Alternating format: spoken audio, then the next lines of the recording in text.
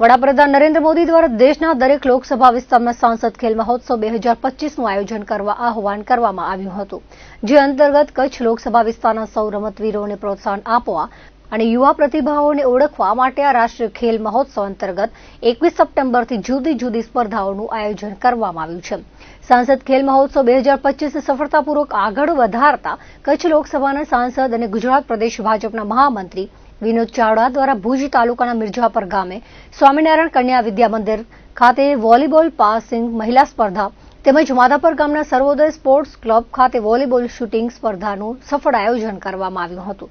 આ સ્પર્ધામાં બહોળી સંખ્યામાં સ્પર્ધકોએ ભાગ લઈ પોતાનું કૌશલ્ય બતાવ્યું હતું. આ પ્રસંગે વિવિધ સ્પર્ધાઓનો ઉપસ્થિત મહાનુભાવો દ્વારા શુભારંભ કરવામાં આવ્યો હતો અને સ્પર્ધામાં ભાગ લેનાર તમામ સ્પર્ધકોને પ્રોત્સાહિત કરવા માટે પ્રમાણપત્ર એનાયત કરી સન્માનિત કરવામાં આવ્યા હતા. કચ્છના સાંસદ વિનોદભાઈ ચાવડાના માર્ગદર્શન હેઠળ સમગ્ર કચ્છમાં ખેલ મહોત્સવનું આયોજન 21 સપ્ટેમ્બરથી શરૂ થયું છે. તે અંતર્ગત આજરોજ માધાપર મધ્યે વોલીબોલ શૂટિંગ સ્પર્ધાનું આયોજન કરવામાં આવ્યું છે.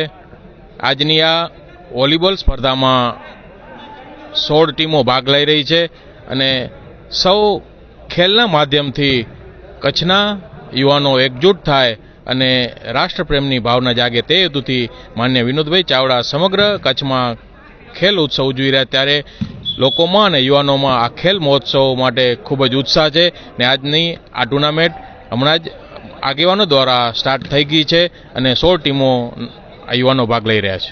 21 સપ્ટેમ્બરથી 25 ડિસેમ્બર સુધી યોજાનાર સાંસદ મહોત્સવની અંદર આજરોજ શૂટિંગ વોલીબોલની સ્પર્ધા સર્વોદય માધાપર મધ્યે યોજાઈ રહી છે. આમાં 16 ટીમોએ ભાગ લીધો છે.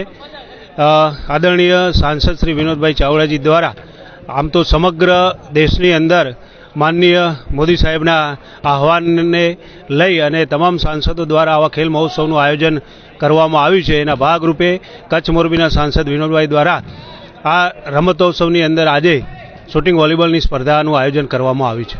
આમાં 120 અત્યારે હાલ હાજર છે. 16 ટીમો એટલે 160 ખેલાડીઓએ આ સ્પર્ધાની અંદર ભાગ લીધો છે.